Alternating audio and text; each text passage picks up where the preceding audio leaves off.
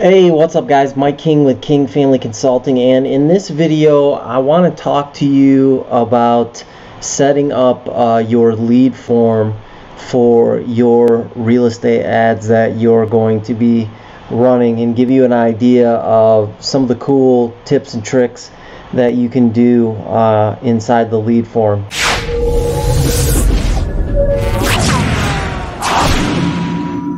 So let me share my screen and we'll jump right in. Alright, so here I am in the ads manager, and this just assumes you've already built out your campaign, you've selected your creative, whether that's going to be a video or a static image, and now you're ready to go ahead and build out your lead form. So you want to go ahead and give your lead form a name. So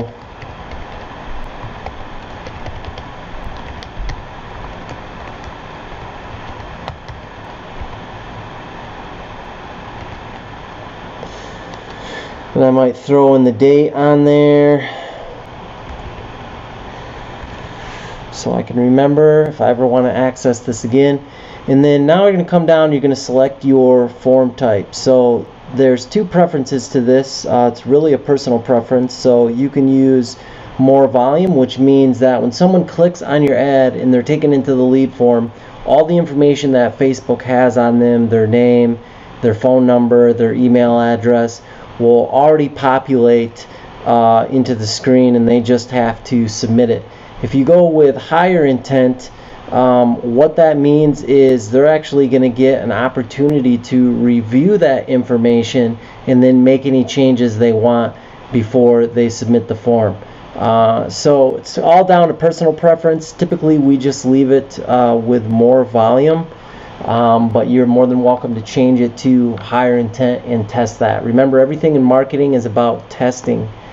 Then you want to come down here, and I already got some pre-filled copy from a previous campaign we were running on a foreclosure list, but you want to go ahead and write a compelling headline, and you want that headline to match the copy that you had inside the ad. It has to be congruent. You can't say one thing in the ad and then when they click through and they come to this page for the lead form, it can't say something completely different. So if you're running a listing ad and they click on it and then they come over to this lead form and it's for a homes list, you're going to turn a lot of people away because it's not congruent with what they clicked on. Then you always want to use the image from your ad just to keep that congruency going. And then you want to go ahead and type out a paragraph, and remember, you want to use some compelling copy in there that just hammers home the point and talks about what they're going to be able to get by submitting the information to you. So a couple of things. One, people are motivated more by what they might be missing out on than what they might gain. So if you can play on FOMO, fear of missing out, that's really good, and that's what this paragraph does, right? Is it invokes the fear of them missing out on a rare opportunity to get one of the best priced homes in this area. Next, you want to come down here to the question section, and when you first pull this up, you're going to see the name, you're going to see email. Facebook automatically has that in there.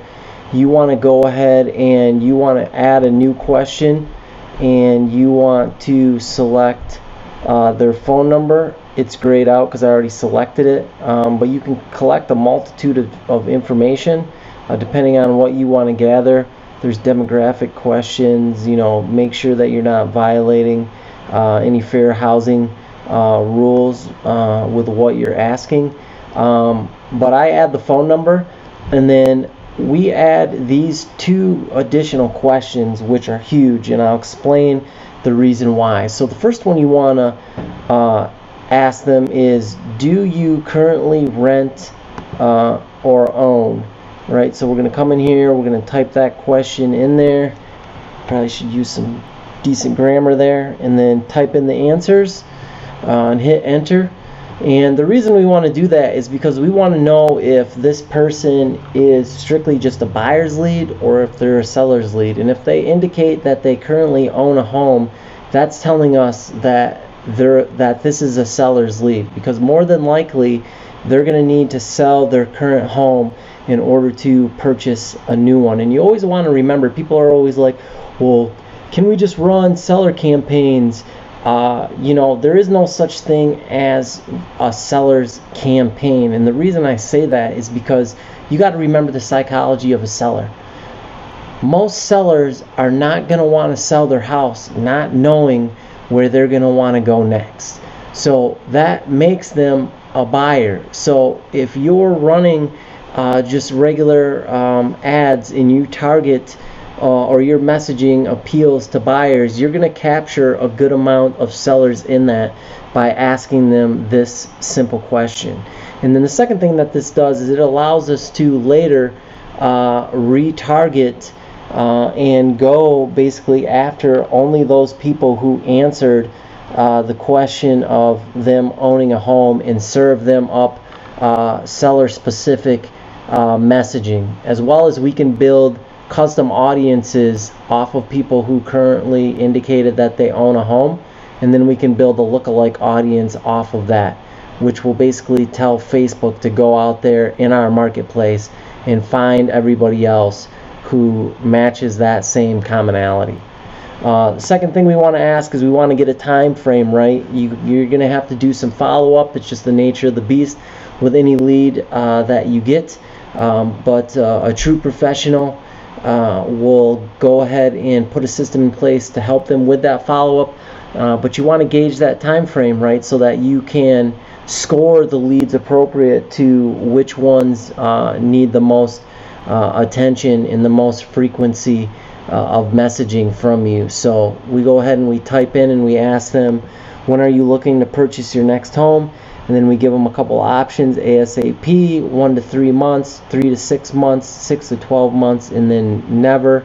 It's kind of a joke, but some people will put that in there, and then you know how serious they may or may not be. It just helps weed out the tire kickers. Then we want to come down here to our privacy policy. We want to make sure that if your company has a privacy policy, you're linking to that. If they don't, you can Google Privacy Policy Creator, and there's plenty of apps that will build you out a free privacy policy, and then you can just build your own landing page and put that privacy policy on there, and then take the link from that and post that in here. And then finally, this is probably one of the most important screens, is the thank you screen, and this is what they see after they submit the information. So you want to go ahead and have a headline that evokes some sort of action and lets them know what they can expect next in terms of follow-up and how soon.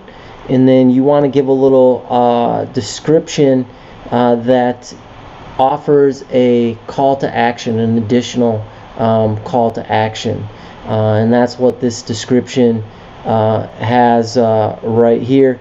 You know, and then that specific call to action is for them to call the business to get an exclusive off-market list of properties, and then we have the phone number down here for which they can call. So some other things that you can do, or other ways to get creative, is you can have them click view website, and you could take them to a landing page where maybe you have a survey and you want to ask them some additional questions, like what area they're looking to purchase in, you know, what their price range is, are they working with a lender, have they been pre-approved, all those types of things. That works really well as well.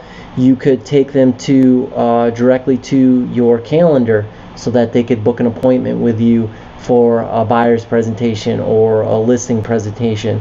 And if you want to get savvy, you could connect your messenger bot and send them to your messenger bot to start on further that conversation with them and begin to build a relationship.